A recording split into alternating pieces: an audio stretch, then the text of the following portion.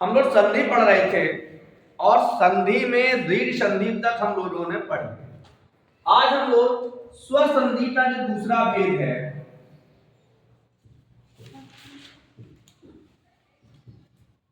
स्वसंधि का जो दूसरा भेद है गुण संधि। आज चर्चा गुण संधि पर करेंगे। आज चर्चा गुण संधि पर करेंगे, तो लगा दीजिए उसको। गुण संधि चलो बड़े सरल तरीके से समझना।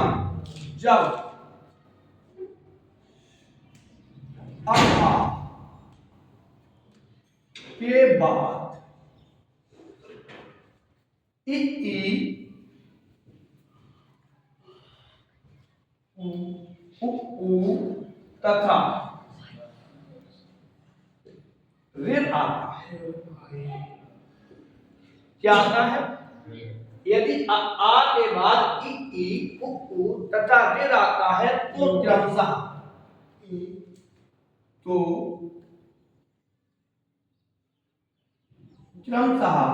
देखो, अब ध्यान से समझना। आधन ई आधन ई आधन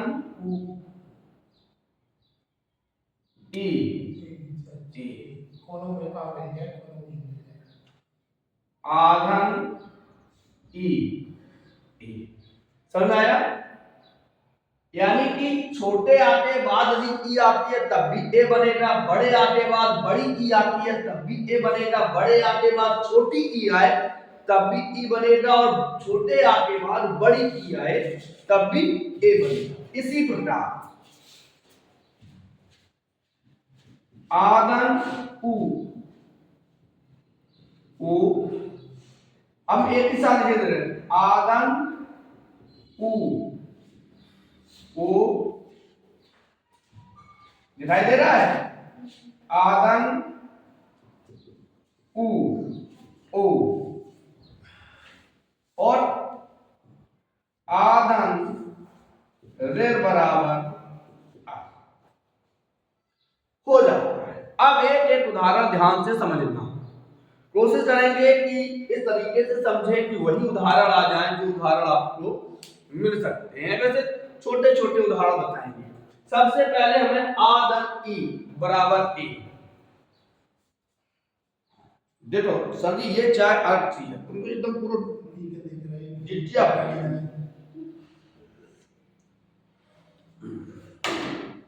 आदन ई बराबर ए नहीं है? ठीक है, तो अब देखो छोटा आदन छोटी ई, जैसे शब्द है रामधन इन। शब्द कौन सा है? रामधन इन। अब हम तो कह रहे आ और ई यानी मां है, तो देखो सबसे पहले हम मां धन आ धन ई संधि हुई। आदन ई में क्या बनेगा? ए। और जब अब यहां देखो मादन ए बराबर में, क्योंकि यदि कोई ध्वनि किसी व्यंजन ध्वनि के साथ जब कोई स्वर ध्वनि आती है तो अपना रूप परिवर्तन करती है।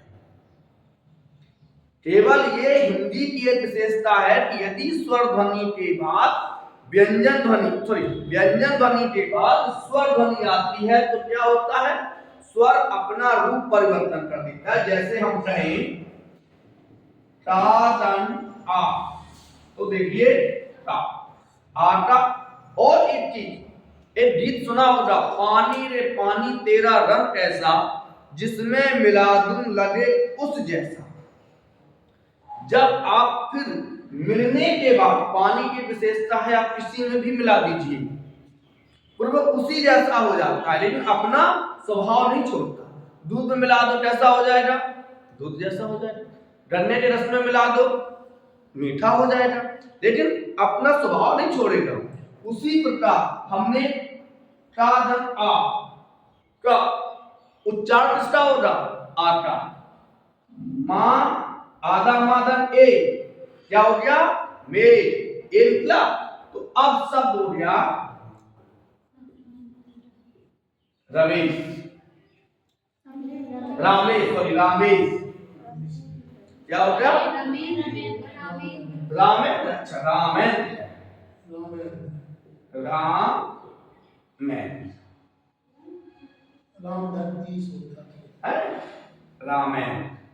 रामेंद्र या रामेंद्र दोनों ना।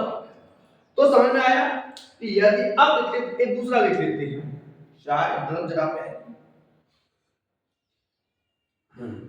टाइम गलत है। अरे इसमें दूध नहीं बनता है। अब बड़ा आधन बड़ी ई, जैसे शब्द है रमाधन ईस, रमाधन ईस। अब यहां देखिए माधन बड़ा आधन बड़ी ई, संधि कहां हुई? बड़ा आ और बड़ी ई में क्या हो जाएगा? ए। फिर यही संधि जब इन दोनों में होगी तो सब हो जाएगा में, शब्द हो जाएगा रमेश। सुरधन इंद्र, सुरेंद्र है। अब देखो बड़े आ के बाद छोटी ई आई, बड़े आ के बाद यदि छोटी ई आई, समझ में आ रहा है? जैसे शब्द है महाधन इंद्र, बड़े आ के बाद छोटी ई, तो यहां क्या होगा? हाधन आधन ई, संधि हो गई और ये बन गया ए है। इसके साथ आओगे तो बन जाएगा हे, शब्द हो जाएगा महेंद्र।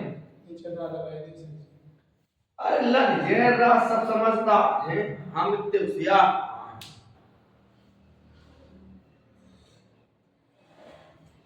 संधि समझ में आनी चाहिए।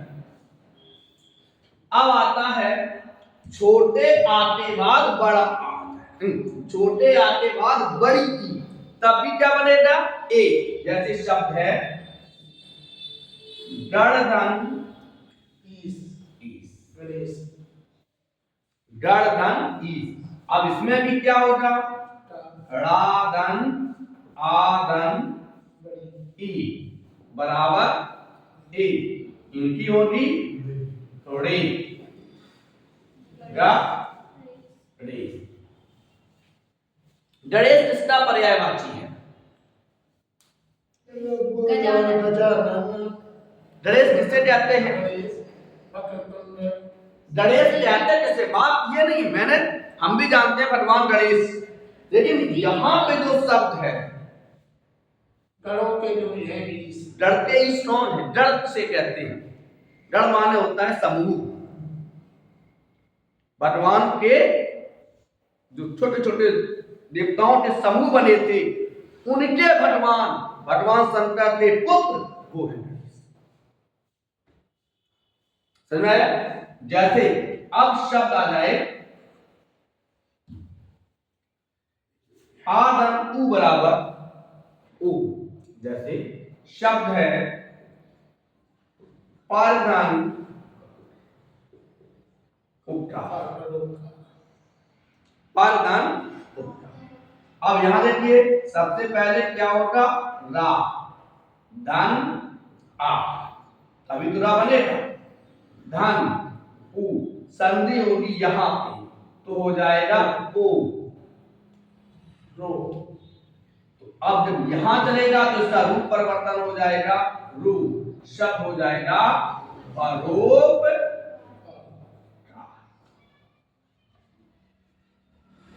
अच्छा, संधि में एक चीज ध्यान देने योग्य है। सबसे पहले संधि होती है या विच्छेद होता है?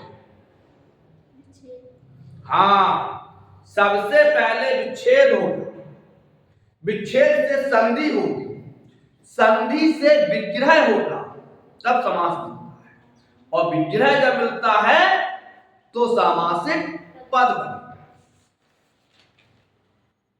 समझ लो सर जी, सबसे पहले क्या है, आप देखो, पर धन उपकार, संधि हुई परोपकार।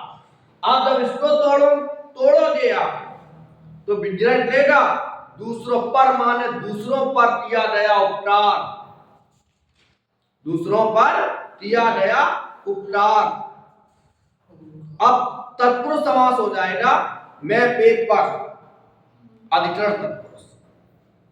ध्यान रखना कि संधि में सबसे पहले क्या होता है, विच्छेद। यदि विच्छेद नहीं है तो संधि नहीं बन सकती। और लोग हमेशा उल्टो पढ़ा, उन्होंने परोपकार, अब फिर कर रहे हैं पर, परोपकार को तोड़ोगे हमेशा तो उसकी हिंदी होगी दूसरों पर किया गया उपकार। समझ आया? चाय पीते जाओ।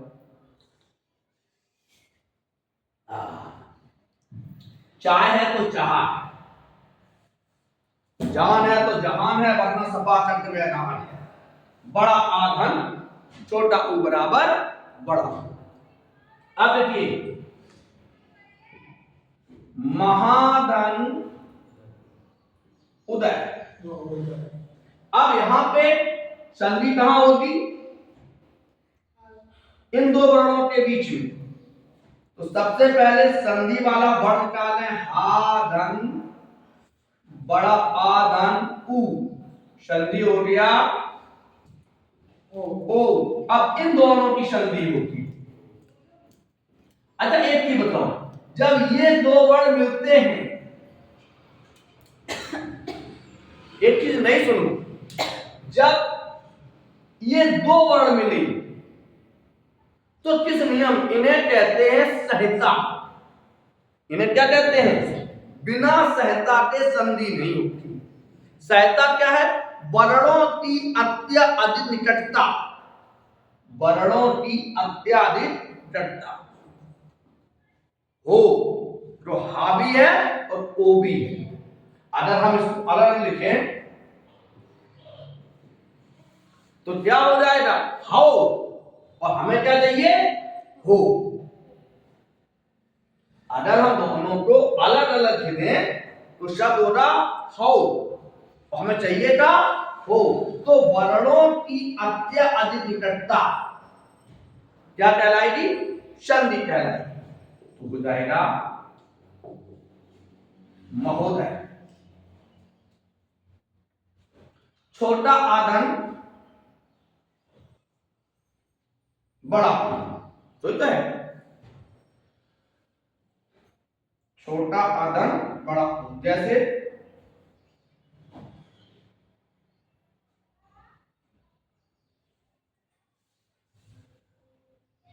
वधु,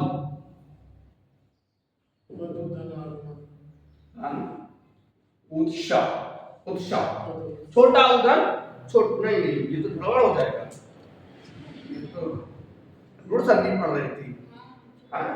तो हो जाएगा सूर्यधन उदय, सूर्यधन उदय, ये भी छोटा हो गया है, सूर्योदय। अरे इसको देखना है, छोटा आदन बड़ा उ, महोदय हो गया। हाँ, छोटा आदन बड़ा उ देख लेते हैं, महाधन उत्सव, उत्सव नहीं होता, उत्सव होता है। चलो आगे बढ़ते हैं।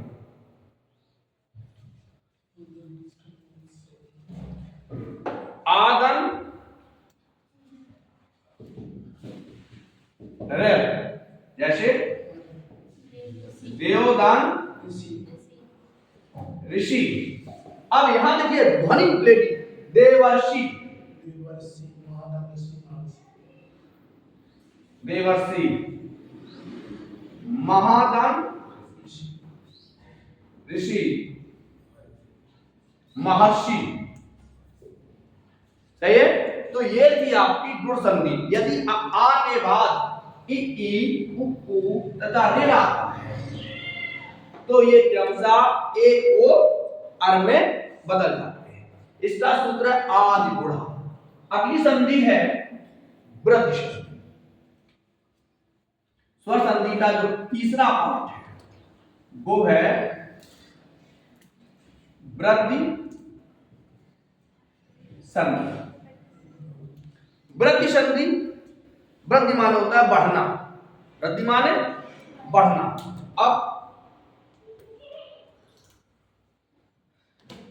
लंबे तो ही हैं, तो देखो परिभाषा देखते हैं। जब आ के बाद ए आई ओ औ आता है। आ के बाद क्या है? केवल 4 वर्ग ए आई ओ औ। जैसे आदन ए आई, आदन ए, क्या होगा? आई। इसी प्रकार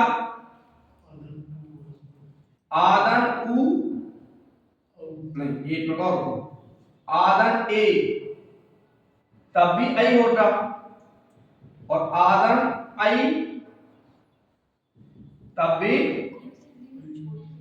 आई होगा। इसी प्रकार यदि आप दोनों एक साथ लिखे दे रहे, आदन ओ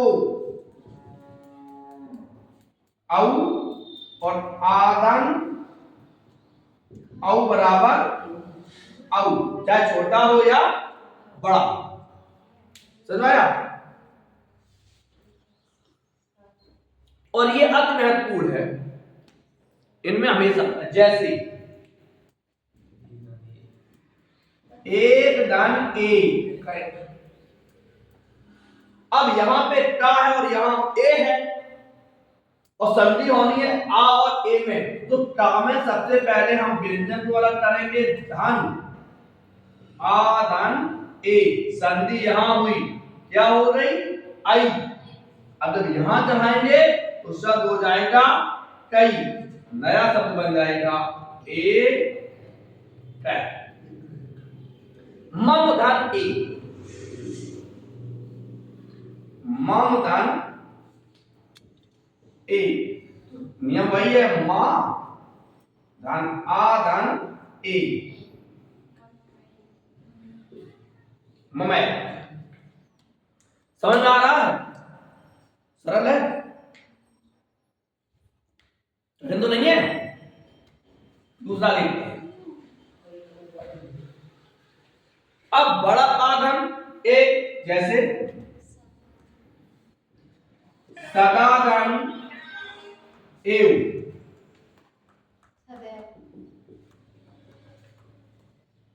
सदैव, दाधन आ बराबर ए, संधि यहां हुई, आई, दई, सदैव। सही है? आगे अब यदि आ के बाद ए आ जाए, चाहे छोटा हो या बड़ा हो, जैसे परम धन ऐश्वर्य, क्या हो जाएगा? परमेश्वर। अच्छा एक चीज हो, कभी कभी क्या होता है, परम धन ईश्वर। अब यहां हम लोग गलत कर जाएंगे, क्योंकि आदन ई ए होगा तो रुढ़ संधि हो जाएगी, परमेश्वर। ये ऐश्वर है, ये ईश्वर है, बस ये ध्यान रखना। अभी कभी वो कर देते हैं कि परमेश्वर की सही संधि विच्छेद क्या है, तो हम अधिकतर लोग ये अगर या ऐश्वर लिखा हो, ऐश्वर मान होता है वैभव और ईश्वर मान होता है भगवान परमेश्वर। आगे बढ़ते हैं।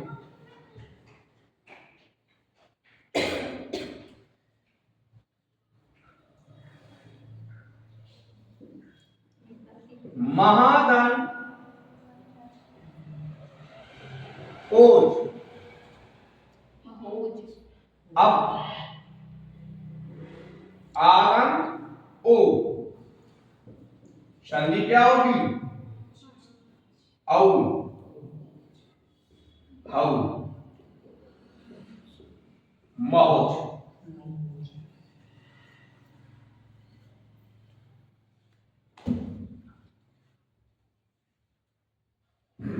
आगे बढ़ते हैं।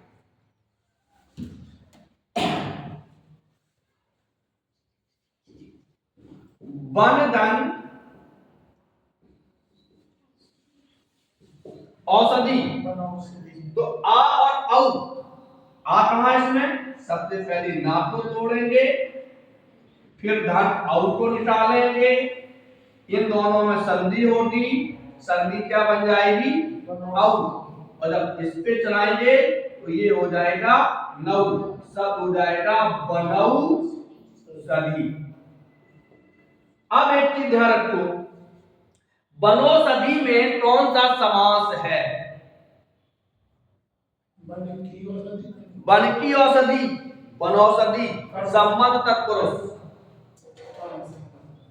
इसको तोड़ोगे तो निकलेगा बन की औषधि। ये प्रश्न ऐसे है, पता है कभी कभी इंटरव्यू में पूछे जाते हैं कि संधि में सबसे पहले क्या होता है? संधि में सबसे पहले विच्छेद होता है, विच्छेद में सहता मिलती है। सहता कहते हैं अत्याधिक वर्णों की निकटता। और जब हम बनौषधि को तोड़ेंगे तो विजय होगा। क्या होगा? विजय। हाँ, ये पूछा जाए कि बनौषधि में कौन सी संधि है तो हम लिखेंगे बनधन औषधि। बनधन औषधि। बनौषधि में कौन सा विग्रह है? तो बन की औषधि। हाँ, तो समझ में आ गया। ये आज हम लोगों ने दो संधि पढ़ी। कौन कौन सी? गुण संधि और वृद्धि संधि। कल हम लोग अति महत्वपूर्ण संधि पढ़ेंगे। कल का मतलब सोमवार को अति महत्वपूर्ण संधि पढ़ेंगे जिसका नाम होगा यण संधि। तब तक के लिए राधे राधे।